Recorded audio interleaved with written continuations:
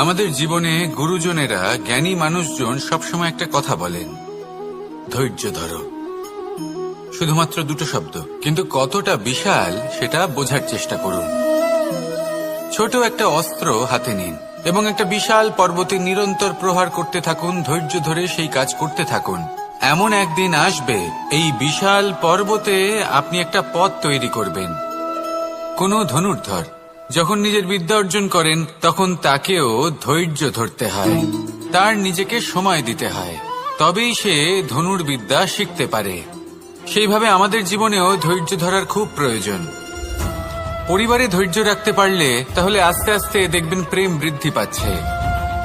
সমাজে যদি ধৈর্য রাখতে পারেন তাহলে আস্তে আস্তে এই সমাজ আপনাকে সম্মান করবে।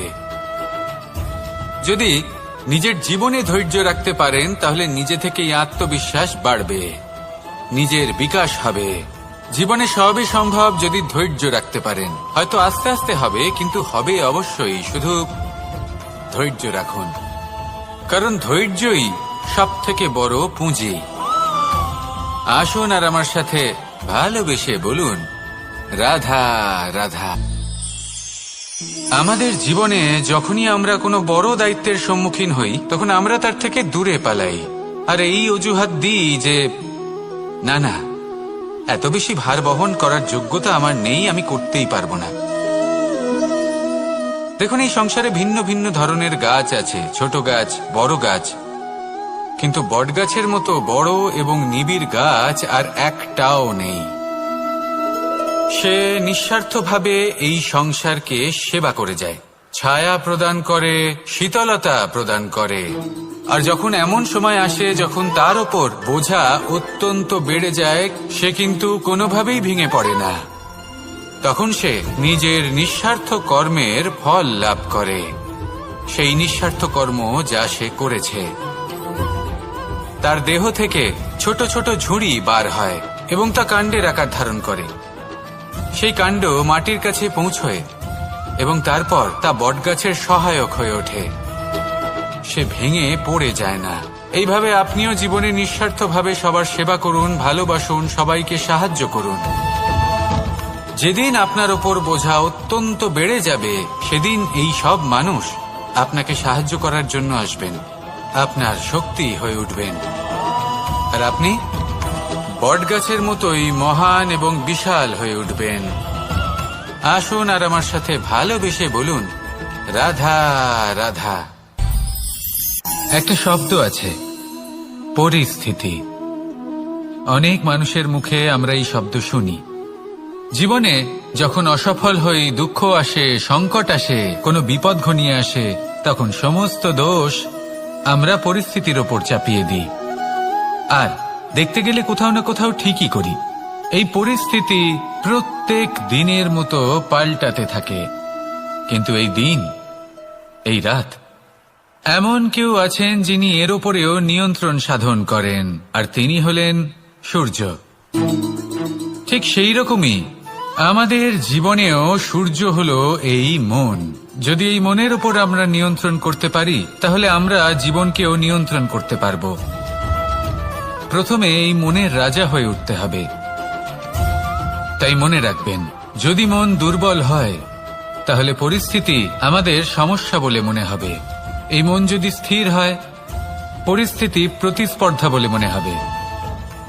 আর এই মন যদি শক্তিশালী হয়ে ওঠে তাহলে যে কোনো পরিস্থিতি আপনার কাছে একটা সুযোগ মাত্র, এমন এক সুযোগ যাতে অগ্রসর হয়ে আপনি মহান হয়ে উঠতে পারেন।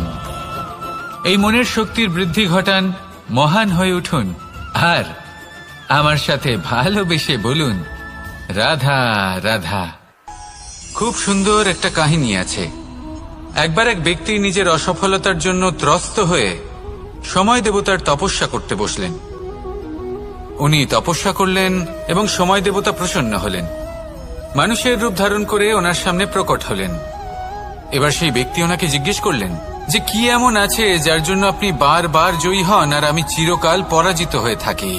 কেন এত পরিশ্রম করা সত্ত্বেও আমি সাফল্য লাভ করতে পারি না? তখন সময় দেবতা উত্তর দিলেন যে দিন হোক বা রাত, ঝড় হোক বা ভূমিকম্প, রোদ হোক বা বৃষ্টি হোক, সময়ের সূত্রপাত হোক বা প্রলয়, আমি থামি না, আমি চলতেই থাকি। আর সেই জন্য যিনি থেমে যান তিনি পরাজিত হন, আর আমি জয়ী হই। এটাই আমাদের শিখতে হবে। জীবনে সবসময় চলতে থাকুন, কখনো থামবেন না। হ্যাঁ, কিছুক্ষণের জন্য বিরতি নিতে পারেন, বিশ্রাম করার জন্য, নিজেকে আরো সশক্ত করে তোলার জন্য, কিন্তু থেমে যাবেন না। নিরন্তর কর্ম করতে থাকুন, পরিশ্রম করতে থাকুন, তবেই এই সংসার আপনাকে মনে রাখবে। আসুন আমার সাথে ভালোবেসে বলুন, রাধা রাধা। মানুষ তার জীবনে দুই ধরনের পরিস্থিতিকে খুব ভয় পায়। এক, কোনো কারণবশত কারোর সামনে নত হওয়া। দুই, কোনো কারণে নিজের চরিত্র থেকে, নিজের মূল্যবোধ থেকে বিচ্যুত হওয়া। এবার কেন হয় এরকম যে কথায় কথায় কারোর সামনে নত হতে হয়? কেন বারংবার নিজের চরিত্র থেকে চ্যুত হতে হয়? এরকম কেন হয়? এটা তখনই হয় যখন আমাদের শিক্ষা এবং মূল্যবোধের অভাব থাকে। যদি মানুষের মধ্যে প্রকৃত শিক্ষা থাকে, তাহলে এই সংসারে কোনো সময় এবং কারোর সামনেই নত হওয়ার কোনো প্রয়োজন নেই। যদি মানুষের মধ্যে মূল্যবোধ থাকে, তাহলে তাকে নিজের মূল্যবোধ বা চরিত্র থেকে বিচ্যুত হতে হয় না, তা সে যাই হয়ে যাক না কেন। কোনো বালককে যদি জন্ম থেকেই সুশিক্ষার অধিকারী করা হয়, শিক্ষিত করা হয়, মূল্যবোধের অধিকারী করা হয়, তবে সে এই সংসারে এমন কর্ম করবে যাতে সে নিজেকে, নিজের পরিবারকে, সমগ্র সমাজকে গর্বিত করতে পারে। শিক্ষা লাভ করুন, মূল্যবোধ লাভ করুন, এবং আমার সাথে ভালোবেসে বলুন, রাধা রাধা। আমাদের সকলের জীবনে একটা লক্ষ্য থাকে যেটা আমরা লাভ করতে চাই। ঠিক যেন একটা প্রতিস্পর্ধা বিদ্যমান যে কে সব থেকে আগে নিজের লক্ষ্যে পৌঁছতে পারবে। আর সেই জন্য আমরা সকলেই খুব তাড়াতাড়ি এগোতে চেষ্টা করি, বড় এবং দীর্ঘ পদক্ষেপ ফেলি, যাতে তাড়াতাড়ি নিজের লক্ষ্যে পৌঁছতে পারি। কিন্তু এক অত্যন্ত গুরুত্বপূর্ণ বিষয় আছে, সবসময় লক্ষ্য সামনে থাকবে না, কখনো কখনো তা খুঁজতে হয়। এই যাত্রা খুব কঠিন হতে পারে, আর ঠিক এই কারণেই সবসময় দ্রুত গতিতে চলা বা তাড়াতাড়ি পথে চলা সেটা আবশ্যক নয়। তার থেকেও বেশি গুরুত্বপূর্ণ হলো ভেবেচিন্তে তারপর পথ চলা। যদি ভেবেচিন্তে পদক্ষেপ ফেলেন, চলতে পারেন, তাহলে সেটাই সর্বশ্রেষ্ঠ পদক্ষেপ। কখন কোন দিকে যেতে হবে, কখন কোথায় দিক পাল্টানো যাবে না, কখন গতি বেশি রাখতে হবে, কখন কম, কখন থামবো, কখন চলবো, এই সব কিছুর বিষয়ে জ্ঞান অত্যন্ত গুরুত্বপূর্ণ, এবং ভেবে চিন্তে চলতেই হবে। সেই জন্য শুধু তীব্র গতিতে সামনে এগোলে চলবে না, ভাবনা চিন্তা করে এগোতে হবে। আসুন আমার সাথে ভালোবেসে বলুন, রাধা রাধা। পায়েস হলো আমার বিশেষ প্রিয়। এর মধুর স্বাদ মনকে প্রফুল্ল করে তোলে। ছোটবেলায় মা আমার জন্য পায়েস বানাতেন এবং আমাকে বলতেন যে গরম থাকতে থাকতে খেয়ে নে কানাই, ঠান্ডা হয়ে গেলে ভালো লাগবে না। কিন্তু আমিও দুষ্টু ছিলাম, ঠান্ডা হওয়া পর্যন্ত অপেক্ষা করতাম, আর ঠান্ডা হয়ে যাওয়ার পরে মার কাছে যেতাম আর ওনাকে বলতাম যে মা, পায়েস তো ঠান্ডা হয়ে গেছে, এটা গরম করে দিন। তখন মা হাসতেন আর বলতেন যে পায়েস না হয় আমি আবার গরম করে দেব কানাই, কিন্তু এর মধুর স্বাদ, সেই মিষ্টত্ব, সেই সুবাস, সেটা আবার ফিরে আসবে না। কথাটা সত্যি, আর এই সত্যটাই আমাদেরও জীবনের সত্য। আমাদের জীবনের মধুর সম্পর্কগুলি, এতে যখন কটুভাব প্রবেশ করে তখন সেই মিষ্টত্ব ফিরিয়ে আনা প্রায় অসম্ভব ব্যাপার হয়ে যায়। আপনি চেষ্টা করে সেই সম্পর্ক ঠিক করতেই পারবেন, তার জন্য অগাধ পরিশ্রম করতে হবে, কিন্তু আবার সেই মিষ্টত্ব কখনো ফিরে আসবে না। সেই জন্য আপনার জীবনের যে মধুর সম্পর্ক আছে, যতটা সম্ভব চেষ্টা করুন তাতে মিষ্টত্ব বজায় রাখতে। কটুভাব আসতে দেবেন না। আসুন আর আমার সাথে মধুর স্বরে বলুন, রাধা রাধা। শব্দ, শব্দ আসলে কি? শুধুই কয়েকটি অক্ষরের সমষ্টি, নাকি আমাদের বাণী? এই শব্দ এমন এক শক্তি যা কাউকে এই নিজের বশবর্তী করে ফেলতে পারে। শব্দ এমন এক অস্ত্র যা কাউকে ক্ষত বিক্ষত করে দিতে পারে। এই শব্দ হলো একটি নাদ স্বরূপ যা কোনো ঘুমন্ত ব্যক্তিকেও জাগিয়ে তুলতে পারে এবং নিজের লক্ষ্যের দিকে অগ্রসর করতে পারে। শব্দে এত শক্তি আছে যে কারোর মনে এতটা আঘাত দিতে পারে যে সে হয়তো জীবনে আর কখনো এগোতেই পারল না। তাহলে এই শব্দের প্রয়োগ খুব ভেবেচিন্তে করবেন। এবং এই শব্দের মতোই হলো নীরবতা। অনেক সময় এই নীরবতা আমাদের সহায়ক হয়ে ওঠে। অনেক সময় এটা আমাদের অনুশোচনাকে অনেক বেশি বাড়িয়ে তুলতে পারে। ভীষ্ম পিতামহ, অঙ্গরাজ কর্ণ, যখন দ্রৌপদীর বস্ত্রহরণ হচ্ছিল তখন এনারা নীরব ছিলেন। দুর্যোধনের বিরোধিতা করেননি, ওকে বাধা দেননি। আর তারপর কি হলো সেটা আপনারা সকলে জানেন। দেখতে গেলে নীরবতা চুপ করে থাকা, কিন্তু যদি কোনো দুষ্টের সামনে চুপ করে থাকেন, যদি তার বিরোধিতা না করতে পারেন, তাহলে এই নীরবতাই অনেক বড় পাপের আকার ধারণ করে। মনে রাখবেন আর আমার সাথে ভালোবেসে বলবেন, রাধা রাধা। আভূষণ, কার না ভালো লাগে এই আভূষণ? আমরা পরিশ্রম করি, ধন অর্জন করি আর আভূষণ কিনে থাকি, কখনো নিজের জন্য, কখনো বা তাদের জন্য যাকে আমরা ভালোবাসি, বা তাদের জন্য যাকে আমরা সম্মান করি। হয়তো সেই জন্যই সীতা চূড়ামণি ধারণ করেছিলেন এবং আমি সামন্তকমণি।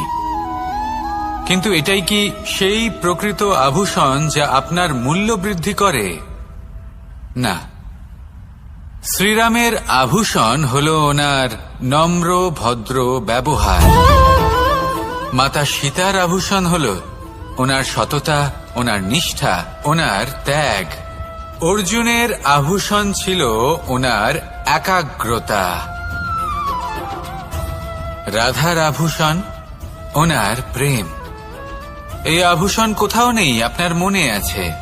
যদি আপনার মনে মিষ্টতা থাকে, তা শান্ত হয়, তাতে সততা থাকে, নিষ্ঠা থাকে এবং প্রেম থাকে, তাহলে আপনার অন্য আর কোনো আভূষণের কোনো প্রয়োজন নেই। আপনি যতই ভিড়ের মাঝে থাকুন, আপনার ঔজ্জ্বল্য চোখে পড়বে। আসুন আর আমার সাথে ভালোবেসে বলুন, রাধা রাধা। এই সংসারের সবথেকে বড় সত্যি হলো জন্ম এবং মৃত্যু, কিন্তু আরো বড় একটা সত্য আছে, মিত্র এবং শত্রু, যা আমাদের সকলের জীবনে থাকে। মিত্র সে যে আমাদের সঙ্গ দেয় এবং সংসারের সবথেকে উঁচু শিখরে আমাদের নিয়ে যায়, এবং শত্রু সে যে যে কোনো মুহূর্তে যে কোনো শিখর থেকে আমাদের নিচে ফেলে দিতে পারে।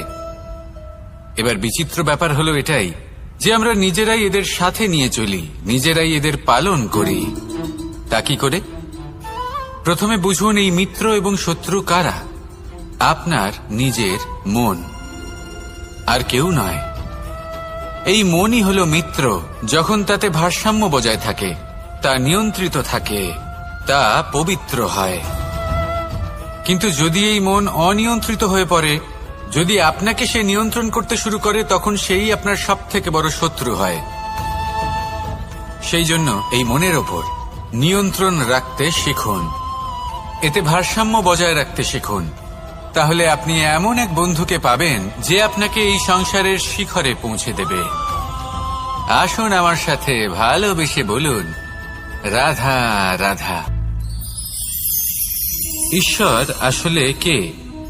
সংসারের বেশিরভাগ মানুষের কাছে ঈশ্বর হলেন এই সংসারের রচয়িতা, পালনকর্তা। কারোর কাছে উনি জ্ঞাতা, কারোর কাছে উনি হলেন আস্থার প্রতীক, আবার কারোর জন্য শুধুমাত্র অন্ধ বিশ্বাস। কিন্তু এই ঈশ্বর কি কোনো শরীর, নাকি একটা বোধ, নাকি শুধুই শ্রদ্ধা? ঈশ্বর হলেন তিনি যিনি হলেন আপনার ইষ্ট। সেই জন্যই তো গুরু, মাতা, পিতা এনাদেরও ঈশ্বরই বলা হয়েছে। যাদেরকে আমরা ঈশ্বর বলে মনে করি, যারা আমাদের ইষ্ট, তাঁরা আমাদের একটি পথ দেখান, একটি দিকে চালিত করেন। সেই পথে চলে আপনি শুভ কর্ম করতে পারেন, আর যখন কোনো ব্যক্তি তার ঈশ্বরের আদেশ পালন করেন তখন সে নিজে থেকেই শুভ পথে অগ্রসর হয়ে যান। বেশ কয়েকজন মানুষ ঈশ্বরের ওপর আস্থা রাখেন এবং ভাবেন যে অনুচিত কোনো কাজ করা উচিত নয়, ঈশ্বর দেখছেন। ওনারা ভয় পান যে কোনো অনুচিত কর্ম করলে কে জানে তার পরিণাম কি হবে। এমন অনেক ব্যক্তি রয়েছেন যারা ঈশ্বরকে বিশ্বাস করেন এবং জানেন যে ঈশ্বর তাদেরকে দেখছেন, তাই যে যে শুভ কর্ম ওনারা করেছেন তার ফল তারা অবশ্যই পাবেন। এবার আপনি ভয় পেয়ে ঈশ্বরকে বিশ্বাস করবেন নাকি বিশ্বাসের দ্বারা ঈশ্বরকে বিশ্বাস করবেন, সেই সিদ্ধান্ত আপনারই। কিন্তু হ্যাঁ, যদি আপনার মনে ঈশ্বরের জন্য কোনো স্থান থাকে, যদি আপনার কোনো ইষ্ট থাকেন, যদি আপনি কাউকে ঈশ্বর মনে করেন যার প্রত্যেক আদেশ আপনি পালন করে থাকেন, তাহলে বলি ঈশ্বর কখনো আপনাকে অনুচিত পথে চালিত করবেন না। আসুন আমার সাথে ভালোবেসে বলুন, রাধা রাধা। এই সংসারে ভিন্ন ভিন্ন ধরনের গাছ আছে, অসংখ্য ধরনের প্রজাতি আছে। কিছু গাছ পাতা দিয়ে থাকে, কিছু ফুল, কিছু ফল। কেউ ছায়া প্রদান করে, কেউ শীতলতা প্রদান করে, কেউ নিজেকে খুব কষ্ট দিয়ে এই সংসারের বিকাশে সহায়ক হয়ে ওঠে। কিন্তু এই সবার মধ্যে একটা বিষয় কিন্তু সমান, এরা প্রত্যেকেই পাতা ছাড়া, ফুল ছাড়া, ফল ছাড়া জীবিত থাকতেই পারে, কিন্তু কোনো বৃক্ষই শিকড় ছাড়া বেঁচে থাকতেই পারে না। এটাই হলো রাধার। ঠিক সেইভাবেই আমাদের জীবনে শক্তি হোক, ধন হোক বা সাফল্য হোক, আমাদের বা আমাদের পরিবারের প্রসন্নতাই হোক, এই সব কিছুর আধার হলো, সবকিছুর মূল হলো পরিশ্রম। তাই জীবনে চিরকাল পরিশ্রম করতে থাকুন। যদি আপনি জীবনে মহান হবার পথে অগ্রসর হতে চান, তাহলে পরিশ্রম করুন। এই পরিশ্রম দ্বারাই নিজের পরিবারকে প্রসন্ন করুন, নিজের বন্ধুদের প্রসন্ন করুন, এই সমাজকে গর্বিত করুন। আসুন আমার সাথে ভালোবেসে বলুন, রাধা রাধা। কখনো কোনো বাগানের কোনো বৃক্ষকে দেখেছেন যেখানে সুগন্ধি ফুল থাকে, রসালো ফল থাকে? তখন মন প্রফুল্ল হয়ে ওঠে, মন থেকে সেই বৃক্ষের প্রতি ভালোবাসা জন্মায়। কিন্তু যিনি বাগানের মালিক, শুধুমাত্র তিনিই জানেন যে কিভাবে এই বৃক্ষকে আগলে রাখতে হয়, কিভাবে তার পরিচর্যা করলে এতে সুন্দর সুগন্ধি ফুল হবে, রসালো ফল হবে। কখনো কখনো প্রয়োজনের থেকে বেশি রোদ পেলে এই বৃক্ষগুলি শুকিয়ে যায়, প্রয়োজনের থেকে কম রোদ পেলেও এই বৃক্ষ কিন্তু শুকিয়ে যায়। প্রয়োজনের থেকে কম জল যদি পায়, এই বৃক্ষ শুকিয়ে যেতে পারে। প্রয়োজনের থেকে অতিরিক্ত জল যদি পায়, তখনও এই বৃক্ষের শিকড়গুলি নষ্ট হয়ে যেতে পারে। এবার এটাই কিন্তু আমাদের সংসারের সাথেও হয়। আমাদের সংসারের সকল প্রতিভাশালী ব্যক্তি, যেমন লেখক, বিচারক, প্রবক্তা, যোদ্ধা, এদের সবার ক্ষেত্রে এই কথাটাই প্রযোজ্য। যদি বেশি প্রশংসা করা হয়, তাহলেও এরা হারিয়ে যাবেন। প্রয়োজনের থেকে বেশি যদি নিন্দা করা হয়, তখনও তারা নত হয়ে পড়বেন।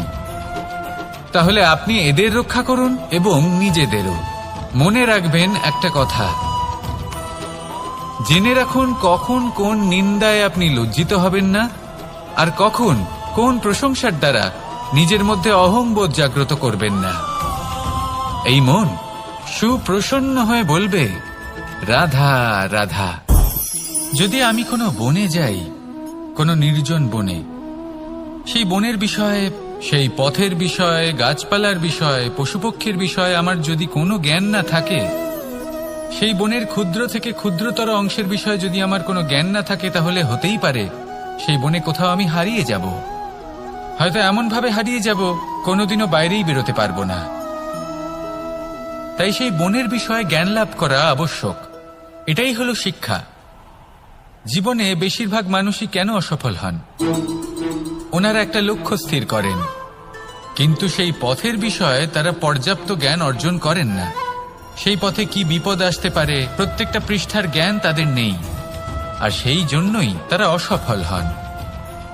আপনি জীবনে যখনই কোনো লক্ষ্য স্থির করবেন, কোনো লক্ষ্য সাধন করবেন, পরিকল্পনার সাথে সেই পথে অগ্রসর হন।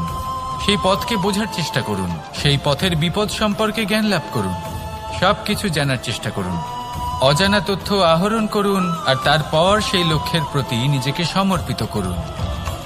তবেই আপনি সাফল্য লাভ করবেন, আর এই মন প্রসন্ন হয়ে বলবে, রাধা রাধা।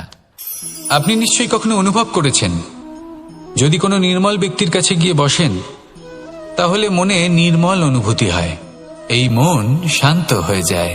সেইখানেই কোনো দুশ্চরিত্র মানুষের কাছে গিয়ে বসলে এই মন বিচলিত হয়ে যায়। কারণটা কি?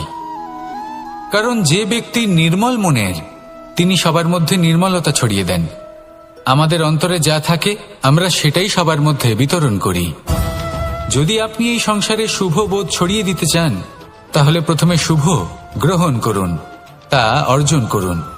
এই সংসারে জ্ঞানের শক্তি লাভ করুন, আর সেই জ্ঞানের শক্তি সংসারে বিতরণ করুন। শান্তি এবং সন্তোষ প্রদান করুন, কারণ যেমন বীজ এই সংসারে বপন করবেন তেমনই ফল আপনি লাভ করবেন। যেমন দেবেন তেমন ফিরেও পাবেন। এই সংসারে জ্ঞান প্রদান করুন, শান্তি প্রদান করুন, সন্তুষ্টি প্রদান করুন। এই সংসারে ভালোবাসা বিতরণ করুন, আর এই প্রেম ভাব নিয়েই বলুন, রাধা রাধা। এই সংসারে দুই ধরনের মানুষ দেখা যায়, এক সরল, দুই জটিল। এবার এই যে সরল ব্যক্তি থাকে তাদের এই সমাজ দুর্বল মনে করে। এমনিতে দেখতে গেলে জলও সরল, বায়ুও সরল, ওনারা যেদিকে চাইবেন প্রবাহিত হতে পারেন, এনাদের যে আকার দেবেন সেটাই ধারণ করবেন। কিন্তু এরা বাস্তব রূপ ধারণ করলে তখন কি হয়? এই জল এমন এক ধারায় পরিণত হয় যে অনেক বড় বড় পাথরকে খণ্ডিত করে দিতে পারে। এই বায়ু এমন এক চক্রবাতে পরিণত হয় যা সংসারে বিনাশ ডেকে আনে। তাই যে ব্যক্তি সরল, তার সরলতাকে সম্মান করুন, তাকে সম্মান করুন, তাকে ভালোবাসা দিন, আর আমার সাথে ভালোবেসে বলুন, রাধা রাধা। খেলা খেলতে কে না ভালোবাসেন? আমরা প্রত্যেকেই যখন সময় পাই, সুযোগ পাই, তখনই আমরা কোনো খেলা খেলি। খেলার সময় দুই ধরনের মানুষ ওখানে থাকেন, এক যারা অংশগ্রহণ করেন, আর দুই যারা দেখতে থাকেন, যারা দর্শক হয়ে দেখেন, যারা নিজের পক্ষের বিজয়ের ফলে উচ্ছ্বসিত হয়ে থাকেন, পরাজয়ের ফলে শোক পালন করেন, পরামর্শ দিয়ে থাকেন। আর বিজয়ী কে হন? বিজয়ী তিনি হন যিনি অংশগ্রহণ করেন। নির্বাচনে আপনাকে করতে হবে আপনি কি করতে চান। আপনি কি খেলোয়াড় হতে চান, নাকি আপনি দর্শক হতে চান? যদি আপনি বিজয়ের আনন্দ লাভ করতে চান, সেই রোমাঞ্চ অনুভব করতে চান, তাহলে খেলতে হবে, ময়দানে আপনাকে নামতেই হবে। পরাজয়ের সম্ভাবনার ভয়ের সাথে আপনাকে লড়াই করতেই হবে, বিপক্ষের আহ্বানকে স্বীকার করতেই হবে, খেলোয়াড় হয়ে উঠতে হবে, তবেই এই বিজয়ের সম্ভাবনা থাকবে। আসলে কি, দর্শক হয়ে পরামর্শ দেওয়া অত্যন্ত সহজ, ময়দানে নেমে অংশগ্রহণ করা অত্যন্ত কঠিন। আর এখানে যেটা সহজ তা আপনাকে বিজয়ের পথে কখনোই নিয়ে যাবে না। আসুন আমার সাথে ভালোবেসে বলুন, রাধা রাধা। এই সংসারে মানুষ জন্মগ্রহণ করেন, বড় হতে থাকেন, পুরুষার্থ লাভ করেন, অর্জন করেন। অর্জন করা আসলে কি? বেশিরভাগ মানুষ বলেন অর্জন করা অর্থাৎ ধন সম্পত্তি অর্জন করা। আর কি অর্জন করা যায়? আর কি লাভ করা যায়? আসল প্রশ্ন হলো এটাই যে কি এমন আছে যা বাস্তব রূপে অর্জন করার যোগ্য। তা হলো ব্যবহার, জ্ঞান এবং সন্তোষ। কেন?